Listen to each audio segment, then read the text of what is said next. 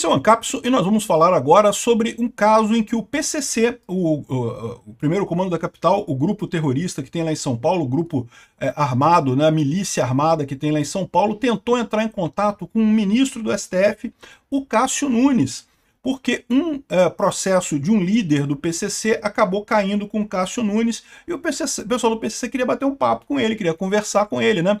Lembra quando teve uma gravação da Lava Jato que o pessoal do PCC falava que tinha um diálogo cabuloso com o governo anterior, né? Pois é, né? Eles devem estar com um diálogo cabuloso de novo agora, só que, infelizmente, o Cássio Nunes não faz parte do novo governo, né? E aí eles estão com dificuldade. Eu tenho certeza que se o processo do líder lá do PCC tivesse caído com outro ministro, a situação já tinha sido resolvida.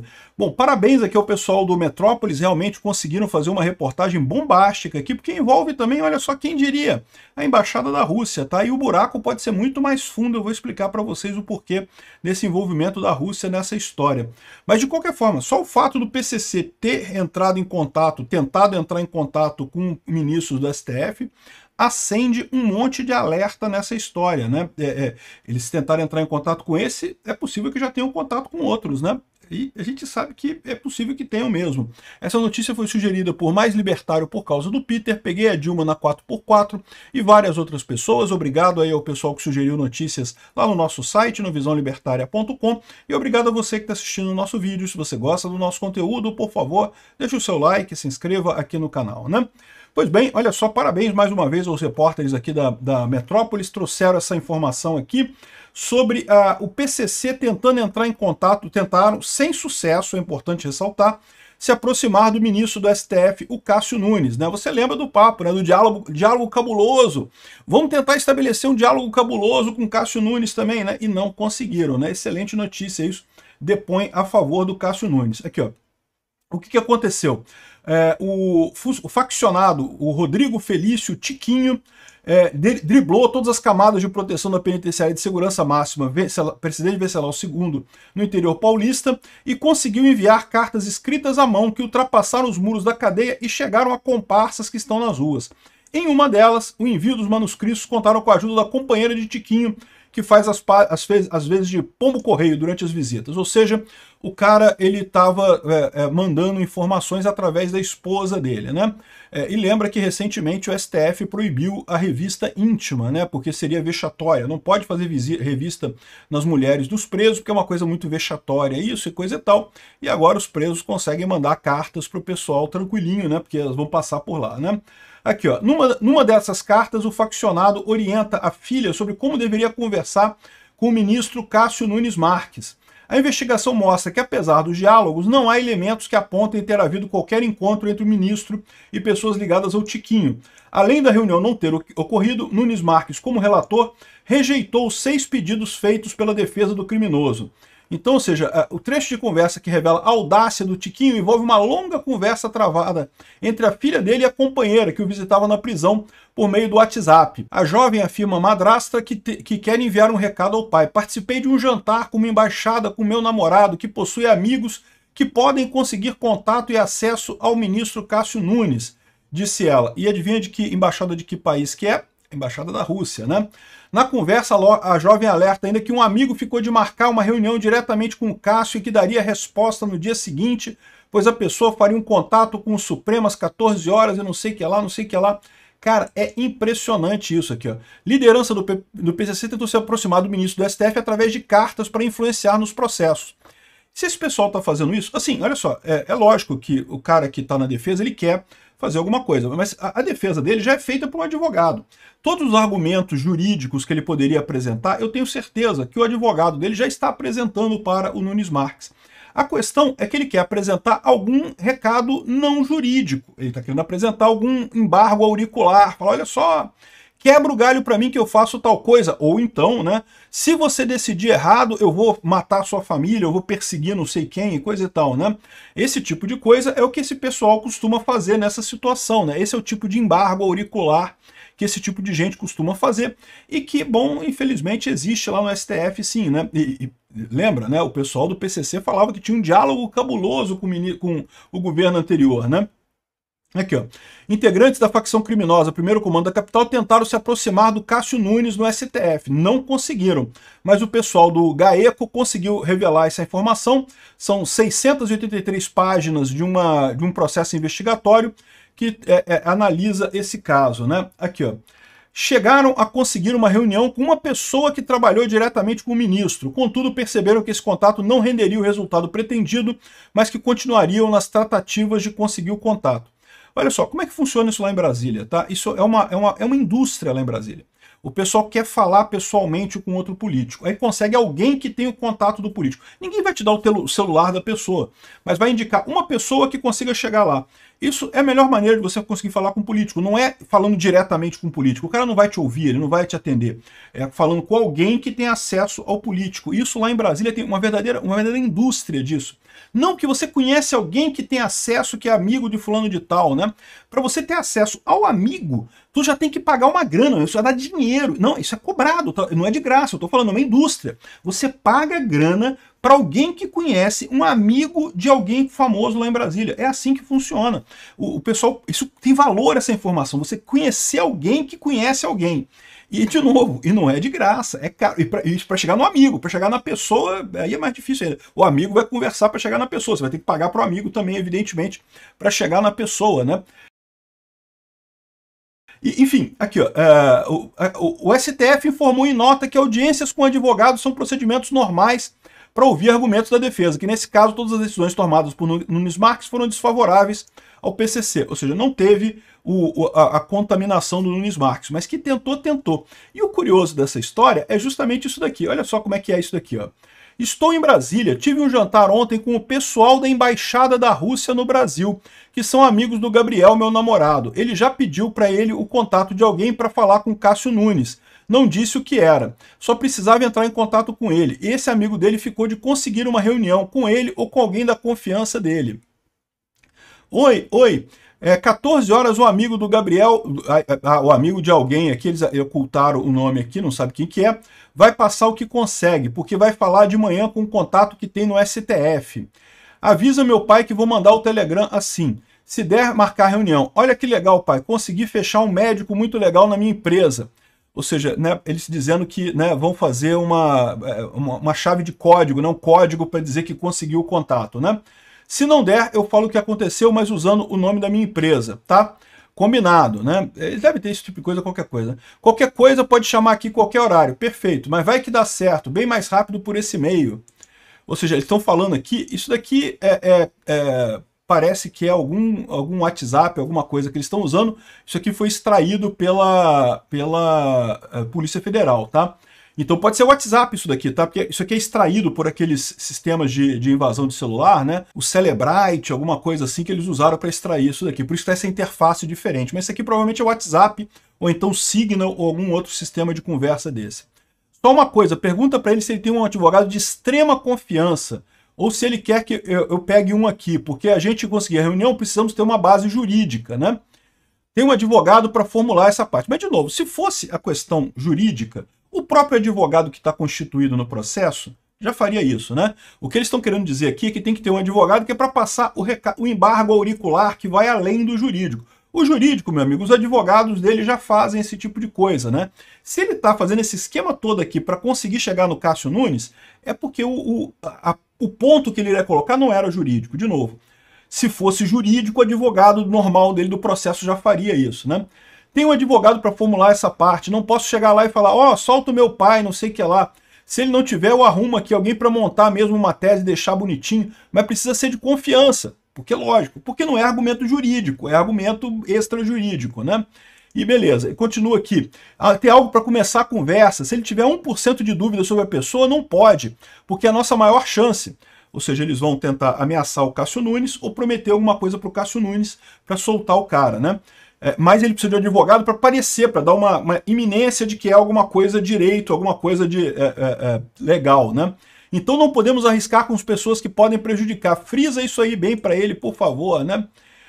Frisa bem, pode deixar, estou dirigindo, quando chegando na cidade dele, daí leio tudo que te mando de lá, né? Ou seja, continua a conversa aqui e fala, avisa ele que a primeira pessoa que estamos tentando está tendo um pouco de dificuldade em marcar direto com ele. Isso é outra coisa. Por que precisa marcar direto com Cássio Nunes? Se fosse um argumento jurídico, meu amigo, coloca no processo, coloca lá no processo, avisa lá no gabinete dele que protocolou alguma coisa, não precisa ter contato direto com o juiz, né? De novo, é porque o que eles querem aqui não é argumento jurídico, é argumento extrajurídico, né? É ameaçar o Cássio Nunes ou é prometer alguma coisa para o Cássio Nunes. Na próxima semana eu vou de Brasília de novo, que é o dia da sessão plenária, eu acompanho o deputado federal. Ou seja, tem um deputado federal nessa história aqui também, né? Aqui, ó, a primeira pessoa não funcionou, mas estamos recebendo o que ainda pode ser útil. Só quero tiro certo, não quero ficar gastando contatos à toa. Contatos custam caro, como eu expliquei para vocês, em Brasília tem essa indústria de você conseguir contato das pessoas, lá custa caro você conseguir o contato, né? Enfim, na próxima semana eu vou a Brasília de novo, na quarta dia da sessão plenária, eu acompanho o deputado federal, estou sondando mais alguém que possa ser mais direto, né? Mas no geral é isso, tentando conseguir, né? E até esse povo é muito corrupto e folgado, está querendo ganhar em cima do outro, então vamos ter que agir certeiro. De novo, ela está falando o que eu já falei para vocês, rola dinheiro para você conseguir o contato da pessoa, e certamente para a pessoa te dar o contato no Nunes Marques mais ainda, né? Estamos correndo, eu do meu lado, com contatos de trabalho, com o pessoal que conhece aí lá em Brasília. Ok, já converso com você. Ou seja, isso aqui são as evidências. Nada indica que eles conseguiram o contato com o Nunes Marques. O Nunes Marques negou todos os pedidos da defesa, então juridicamente nada foi para frente. E o embargo auricular que eles estavam querendo fazer ali, né, que é ir lá e falar alguma coisa diretamente com o Nunes Marques fora do processo jurídico, né, o argumento extrajurídico da coisa, eles não conseguiram, né? Isso aqui é um escândalo, porque mostra que se esse pessoal estava tentando isso com o Nunes Marques, é porque com outros ministros eles conseguem, né? Tem outros ministros que já estão nessa parada. Outra coisa aqui, olha só, defesa do integrante do PCC pediu a redistribuição dos processos no STF após decisões do Nunes Marques. Não, porque o Nunes Marques a gente não tem contato, redistribui aí, redistribui significa sortear de novo os processos para ver se cai em alguém que eles tenham contato, né? O papo cabuloso, né? A gente tinha um papo cabuloso com o pessoal do governo. Se cair com o Fachin, se cair com o Xandão, se cair com o Toffoli, se cair com a Carmen Lúcia, né? Se cair com alguém que eles têm o papo cabuloso lá, eles resolvem o problema rápido, né? O problema é que caiu com o Nunes Marques, eles não têm papo cabuloso com o Nunes Marques, né? Mas tem um outro aspecto nessa história aqui que você pode prestar atenção, que é o fato de ele terem falado da embaixada da Rússia, né? E aí o Leonardo Coutinho está dizendo aqui, não, que teria prometido ajudá-los, e no final, não tem nada a ver, que o mais razoável é supor que o pessoal da embaixada não soubesse que estavam tentando ajudar um membro da maior organização criminosa da América do Sul. E aí que eu vou falar para vocês, aqui está o erro dele. Sim, a Rússia sabia que estava fazendo isso. Sabia, porque eu vou contar para vocês uma história sobre o Bellingcat. Bellingcat é um jornal independente na Tchecoslováquia e na Bulgária, que é do Christo Grozev. Christo Grozev é esse rapaz aqui. Ele é um investigador anti-Rússia e que estuda esse assunto da infiltração russa. Vocês sabem, a Rússia se infiltra em vários países. Se infiltra na Bulgária, se infiltra na Alemanha, se infiltra nos Estados Unidos. Recentemente, alguns dizem que conseguiu eleger o presidente americano. Aqui no Brasil, ele fez uma reportagem falando sobre aquele cara. Aqui no Brasil, vocês lembram que teve um caso de um espião russo que foi pego aqui no Brasil, que tinha falsificado tudo? O cara tinha passaporte brasileiro válido. Ele emitiu um passaporte na Receita Federal na Polícia Federal Brasileira, um passaporte brasileiro válido, tinha identidade brasileira, tinha tudo, e o cara era russo. Como é que esse cara conseguiu essas coisas todas aqui no Brasil? Não era falsificado não, estava no sistema da Polícia Federal lá, o passaporte dele, era tudo certinho. Aí você fica pensando, pô, é lógico que tem infiltração russa aqui no Brasil. E como é que os russos fazem essa infiltração? E o Christo Grozev, ele tem vários papers explicando como é que funciona isso. E é através dessas organizações criminosas que eles fazem isso. Por quê? Como é que é o processo que os russos fazem em qualquer país? Certamente foi como fizeram aqui no Brasil. O que eles podem oferecer? Eles começam ajudando organizações criminosas, de graça. Tipo assim, o PCC precisa de uma identidade falsificada? Os russos sabem falsificar a identidade muito bem, eles têm acesso a papel. Você sabe que esse papel de passaporte, papel de identidade, só são vendidos para governos, né? Você, como pessoa física, você não consegue chegar lá, me vê aí o papel que é usado para isso. Não pode. Só países podem comprar isso. A Rússia é um país, a Rússia compra e produz falsificações de identidade perfeitas. Isso para criminosos aqui no Brasil, para o pessoal do PCC, pessoal do Comando Vermelho, isso é ouro, isso vale ouro. E os russos fazem esse negócio, eles ajudam essas organizações meio que de graça. Não cobra nada não, tá aqui, ó. Ah, você quer fazer isso? Eu arrumo para você, eu ajudo você, eu emito a identidade aqui pro seu capanga, para ele fugir aí, para ele fazer alguma coisa.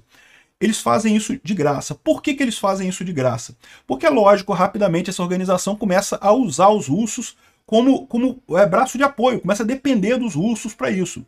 E aí, eles sabem também que toda organização criminosa acaba tendo traços dentro da polícia. É inegável, é natural. Né? A polícia e as organizações criminosas, né, estão em contato direto ali, a polícia investigando as organizações, mas, invariavelmente, o PCC deve ter policiais comprados. Você tem alguma dúvida que tem policiais no Brasil que são comprados pelo PCC? É lógico que tem, né? É lógico que tem gente dentro das polícias que estão na folha de pagamento dessas organizações criminosas. Elas não chegariam até onde chegaram se não tivessem esses contatos. E é aí que a Rússia infiltra dentro da polícia. Ela ajuda a organização criminosa em troca dessa infiltração da organização criminosa dentro da polícia. Tipo, ele fala assim, olha, agora eu não vou fazer mais identidade para você não, a menos que tu me dê o contato daquele cara que tu tem lá dentro da Polícia Federal, que eu sei que vocês pagaram o cara lá, vocês têm um informante dentro da Polícia Federal, eu quero o contato desse informante. E aí a Rússia fala, bom, esse cara já está ligado à organização criminosa. Então é um cara que já aceita dinheiro, já aceita suborno.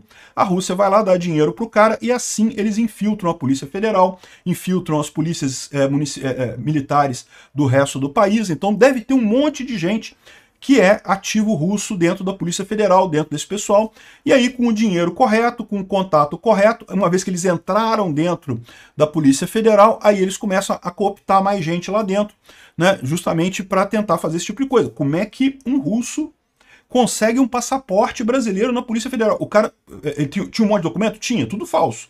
Quando você vai tirar passaporte, seus documentos são todos verificados, meu amigo. O pessoal da PF abre a telinha lá e checa cada documento seu. Vai lá no site do cartório para ver se sua certidão de nascimento é verdadeira, se a sua identidade é verdadeira.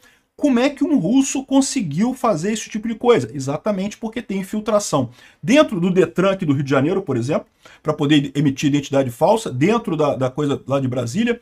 Então, ou seja, o que o pessoal está tratando aqui como, não, olha só, não tem nada que indica que eles souberam, de repente eles nem sabiam o que estavam falando contra o PCC. Não, meu amigo, meu caro Leonardo Coutinho, isso é o modus operandi dos russos para infiltrarem governos, é fazer amizade com organizações criminosas, através das organizações criminosas entrar dentro do governo e fica essa brincadeirinha.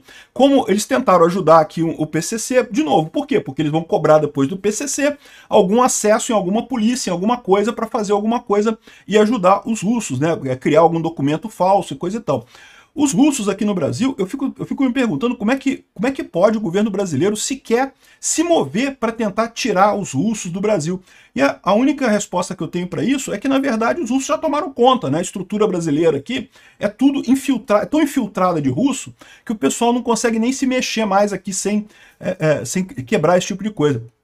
O que o pessoal está achando aqui que não, que pode ter sido uma... Não, isso é o modus operandi dele. É assim que eles funcionam em todos os países. Eles entram em contato nos países para tentar ajudar as máfias. Eles mandam agentes para esses países, né, russos para esses países, para entrar em contato com a máfia, para ajudar, para criar carteira falsa, certidão falsa, dinheiro se for preciso, financiar crimes se for preciso. Em troca disso, eles pegam os contatos dessas organizações criminosas na polícia e infiltram dessa forma a polícia, infiltram sabe-se lá mais o que aqui no Brasil, porque no Brasil deve estar tudo infiltrado nessa altura. Então esse caso aqui, meu amigo, mostra claramente como é que é a infiltração russa mesmo. Não achem que os russos estão de inocente nessa história, não. É assim que funciona mesmo. Isso é um escândalo duplo. É um escândalo porque mostra como que o PCC acha que pode chegar lá no STF assim facinho. E é um escândalo também para você ver o quanto que deve ter de agente russo lá no STF, já de infiltrado russo lá no STF, a ponto de eles acharem normal. Não, eu consigo um contato. Consegue um contato por quê? Porque o cara da embaixada russa tem um contato lá dentro do STF, lá no final das contas, que já conseguiu de alguma outra organização, que já conseguiu de alguma outra forma infiltrar e botar lá, né? Bom saber que o Cássio Nunes não tá nessa, mas que deve ter gente no STF nessa, tem.